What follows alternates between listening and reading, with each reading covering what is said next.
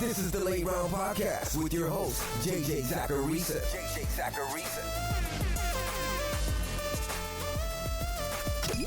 What's up, everyone? It's JJ Zachariason, and this is episode 780 of the Late Round Fantasy Football Podcast, sponsored by FanDuel. Thanks for tuning in. Don't forget to check out the Late Round Draft Guide. It's packed full of fantasy football research that'll help you crush your drafts this year. You get strategy, philosophy, rankings and tiers, players to target, players to avoid, and more. It's a downloadable PDF that hits your inbox right when you purchase it, and then you get weekly updates with new rankings and players to target and avoid. Check it all out right now at lateround.com. I want to start off today's show by saying that I know that you don't care about my leagues. My job isn't to tell you that I won a championship in a home league, or that I'm doing well in some higher stakes contest or some industry league. My job is to help you win. Period. End of story. Sometimes, though, I recognize that there are instances where talking about a league of mine might be helpful, because you can learn about my process a little bit better and how I approach things. And you probably wouldn't be listening to this podcast if you didn't care at all about those things. I can talk about theories and hypotheticals all day long, but sometimes examples can really help. The Scott Fish Bowl kicked off last week. For those of you who aren't aware of what the Scott Fish Bowl is, it's a giant league that Scott Fish puts together every single year with hundreds of fantasy analysts, fans, celebrities. There are tons and tons of people involved. There are different leagues of 12 teams, and they compete in a giant tournament later in the season, during the fantasy playoffs. That's the gist of it. And it's all for charity. It's put on to raise money for Fantasy Cares, which you can learn more about at fantasycares.org. Now, each year, Scott changes up the scoring and structure of the Scott Fish Bowl, or SFB for short. It's unique scoring every season. There's usually something like a point per first down component. This year, we've got a quarter point per carry. It's super flex. You've got a lot of flex spots. It's a 2x tight end premium league, stuff like that. The crazy scoring and league structure creates a lot of different strategies by drafters. There are more things to juggle, making it more difficult for everyone to just follow the exact same strategy like we sometimes see in a regular season-long league. That's the Scott Fish Bowl. That's the introduction. Now I want to get into how I approach this kind of thing, and why I'm honestly catching some heat for how I approach my draft in the Scott Fish Bowl.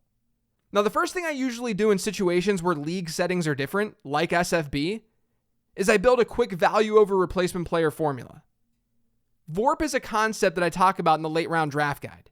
And it's a concept that I think gets overused a bit in the fantasy football space. VORP usually relies on projections. You take a projection for a player, you compare that projection to a baseline player, and you get a number to designate value. And that number can then be compared across positions, which helps you know when to take one position over the other. But I don't think that you can solely draft off of something like VORP.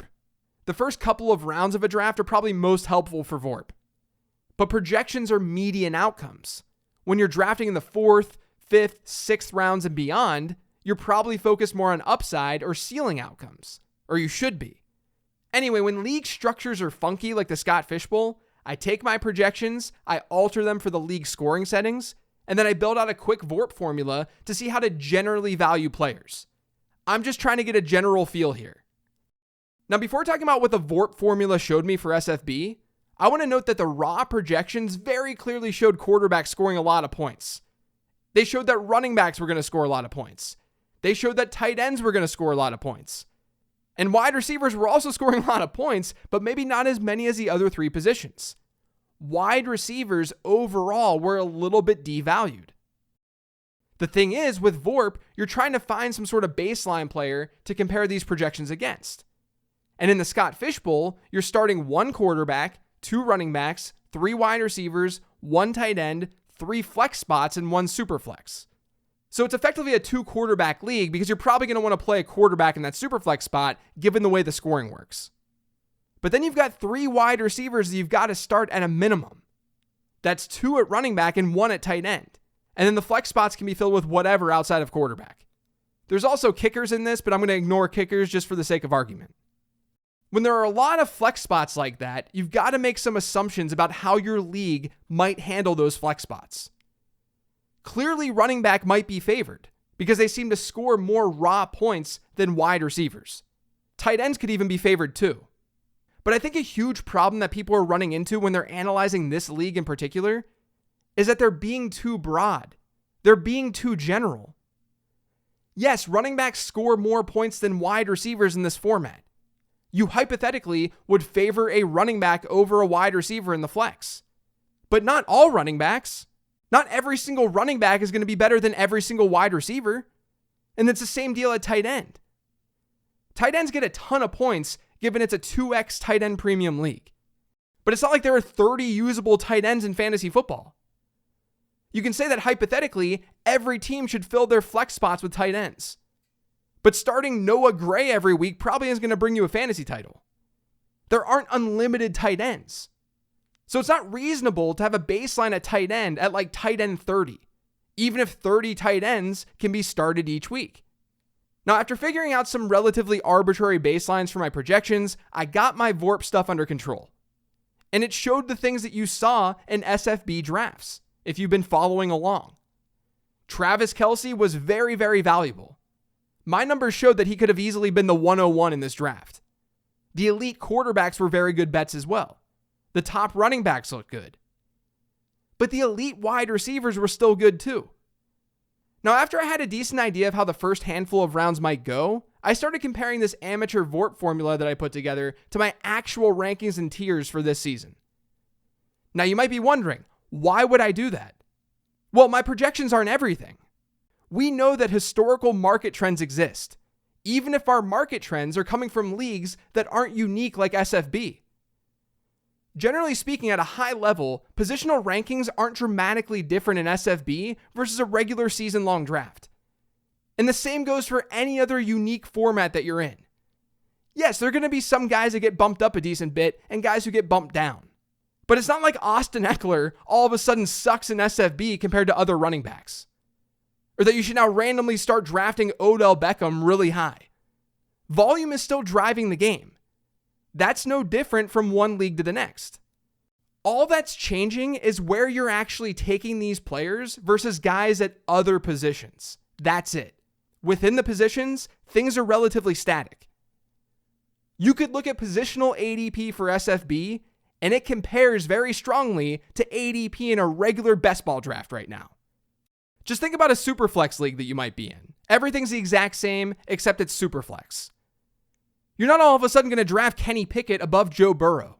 You're just selecting Kenny Pickett ahead of wide receivers, running backs, and tight ends that you wouldn't in a single quarterback league. What that means is that the positional trends that I talk about on this show, that I talk about in my draft guide, that I talk about on any show that I go on, those positional trends are not dramatically changing. Now, if you've read the late round draft guide, I lay out where historically wide receivers are better bets in drafts and where running backs are better bets. Historically, for example, in the running back dead zone, wide receivers are better bets than running backs. Running backs who are in that RB2 range, that RB13 to RB24 range, they generally don't perform significantly better from a ceiling perspective than running backs in the RB30 range. So as it relates to the Scott Fish Bowl, yes, running backs may score more points at a high level than wide receivers. You may want to prioritize running backs in your flex more than wide receivers. But because I know those historical trends, I'm not necessarily going to go nuts in drafting a standard dead zone running back. Why not just load up in the RB3s or the RB4s even instead of the RB2s? And here's the thing, in drafts like this, when teams sort of start fulfilling their needs at a position, they stop drafting that position. I know there are 11 other teams in my draft. I know each of those teams need to start 2 running backs, at least.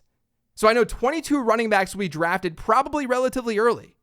But not every team is going to say to themselves, I just got to pound the running back position over and over and over again through the 22 rounds of this draft.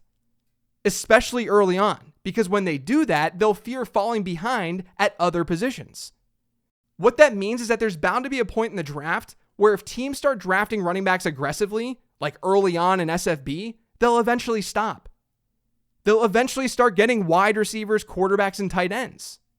And since I know that RB3s really aren't that much worse than RB2s from a ceiling perspective, if I'm not able to get RB1s, if the draft board doesn't fall in a way where I can get the elite running backs, I'm not going to force the issue. I'd rather dominate other positions or get values at other positions and then wait for that halt and aggressive running back drafting to occur. And when that halt occurs, when people stop drafting running backs a lot, that's when I'm going to get my running backs. And that's what generally happened with me in this draft.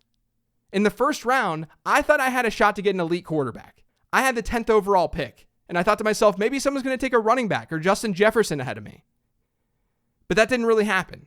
So when it was my turn to pick, I took Justin Jefferson, who to me has a much better floor-ceiling combo inherently, just in any projection scenario, than any running back in fantasy football this year. And my thought was that maybe Trevor Lawrence or Deshaun Watson would fall to me in round 2, because that was happening in other SFB drafts. They were the only 2 quarterbacks that I would consider before a drop in tier occurred. I wasn't going to reach for another quarterback in round 2, but they were selected at the turn. So I did the next best thing, which was draft Ja'Marr Chase. And it was for similar reasons as to why I drafted Justin Jefferson. And to be clear, those wide receivers, according to my numbers, their overall VORP, it's not like it looked bad. The numbers may have slightly preferred one of the running backs there. But again, projections are not everything. There's a confidence involved in what that end number says. And I feel more confident about Chase and Jefferson hitting those marks than some of the running backs that would go there. Since they were close enough in VORP, I went the wide receiver direction. And for the record, they were close enough in VORP because this league forces you to start 3 wide receivers. Let's not lose sight of that. Even though the scoring favors these other positions, the demand for wide receiver is still greater. When demand is greater, costs increase. The elite players become more valuable. Okay, so Justin Jefferson and Ja'Marr Chase, those are my first 2 picks. There's a 3rd round reversal. I'm looking at the board, and this is where I could have gone with a running back. And in hindsight, I probably should have gone with one of the running backs. This was the only mistake that I felt that I made in this draft. But I opted to go with Stefon Diggs. Again, very similar logic with Diggs as Jefferson and Chase. It's also a fun build. Now, the quarterback position wasn't a priority for me at that moment because I'm paying attention to my tiers. Quarterbacks get flat after that Deshaun Watson range. And the guys who may have an advantage, like an Anthony Richardson, he was gone by my next pick. So I started with Jefferson, Chase, and Stefon Diggs. I thought to myself, I'll probably go running back or quarterback with my next pick, my 4th round pick. And I was about to select Kirk Cousins with that pick. I wanted to pair him with Justin Jefferson. But he was drafted the pick before me. I got sniped. So again, I used the same logic as I've been using. I got Davante Adams, who was sort of the last of the elite wide receivers, and he had fallen a lot in this draft. It wasn't as though that I set out to start my draft with 4 wide receivers. It was that the board fell that way. I was being reactive to what my league mates were giving me. I'm not going to force a draft selection and devalue that pick simply because it seems to fit a draft strategy need. Like, I could have taken a running back over Davante Adams, sure, like an Aaron Jones, maybe a Joe Mixon. But not only did my brief VORP work show that Adams was more valuable, I also still feel more confident in his projection than I do those running backs. And not only that, but we're getting to that spot in the draft where historical trends kick in, where I know those RB3s can be just as impactful as RB2s. And for the record, this is not me saying to fade Joe Mixon and Aaron Jones this year. I'm just showing them as examples because I preferred Davante Adams.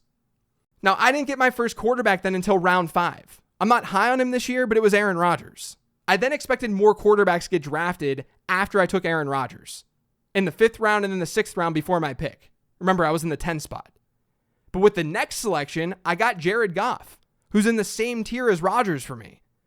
So I still got 2 respectable quarterbacks for a format like this, despite waiting longer than the other teams at the position. Because I knew that teams were more than likely not going to draft a 3rd quarterback until they felt good at the other positions, like running back and wide receiver. And that wouldn't happen likely at the earliest until the round 7 range. Now, I hope I'm making sense right now. I know that this is sort of a rant. I know that I'm just sort of going on and on and on about this, but I do think that it's important.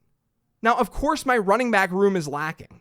When you go through a draft like this and you approach it in an unbalanced way like I did, you're going to have holes at a position.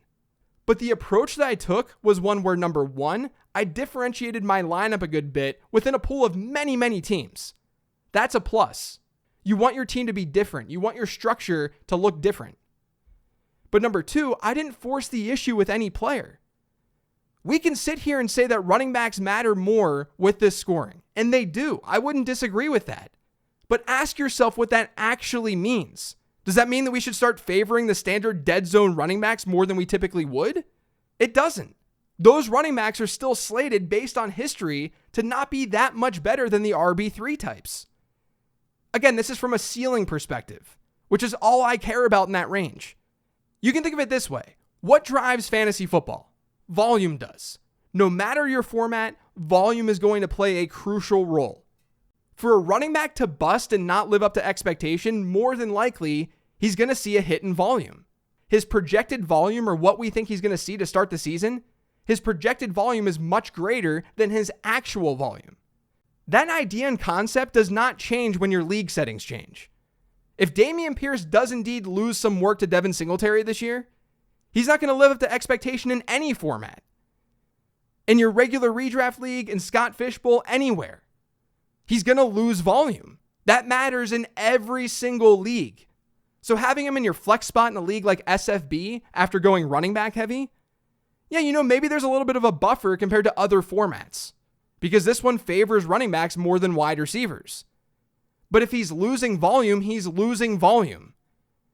He's not going to be as good of a pick in any format, which means the exact same things that we look for in our typical league can absolutely be transferred over into these types of leagues. You just have to think about it a little bit differently. Now, again, I recognize that this episode is almost a giant rant. I understand that. I just think it's a really, really important concept. When you have a baseline understanding of how the fantasy football market works, of how players tend to bust, of where in drafts they tend to bust, of why those players, based on the market, end up busting, when you have that baseline understanding, it can really help shape your strategy for more unique formats like the Scott Fishbowl. Because fantasy football is more than projections. The confidence in that projection matters. The ceiling of that projection matters. Where you can get comparable players in your draft, that matters. The list goes on. And it's a list that's covered extensively in the late round draft guide. Now, is my team going to win this whole tournament? Absolutely not. The chance of that is super small. And there's a lot of luck involved given the number of teams. But I do think that my approach was logical. That's what matters most to me. I have solid quarterbacks. I ended up getting 2 of my favorite tight ends this year. I have elite wide receivers. And my approach at running back was to get players who have baseline production, maybe not elite production, but baseline production, who then have contingent upside. Like David Montgomery, he was my first running back off the board. Because not only can he just produce with Jahmyr Gibbs healthy and in that lineup, but what happens if Gibbs misses a game or two during the playoffs? Montgomery would then be the upside play that I need to win this thing. And I did the exact same thing with Samaje Perine. Those are the type of backs that I'm looking for in a format like this. Is it a boom or bust strategy? Sure. If you want to play it safe, you can get a couple of quarterbacks to start your draft and then just start pounding the running back position. But you're not necessarily extracting value that way. And that's what this is really all about. It's about being nimble during your draft and getting as much value as possible. Now, maybe you didn't learn a thing from today's show. Maybe I didn't even make sense. But this is the way that I think about fantasy football. This is what's helped me do well with this game in the past. And I hope it does the same for you. That's it for today's show, though. Thanks to all of you for listening. If you yet subscribe to the Late Round Fantasy Football Podcast, make sure you are by searching for it pretty much anywhere podcasts can be found. And don't forget to follow me on Twitter @LateRoundQB. Thanks for listening, everyone. Greatly appreciated as always. I'll be back in your podcast feeds later in the week with the Mailbag Show.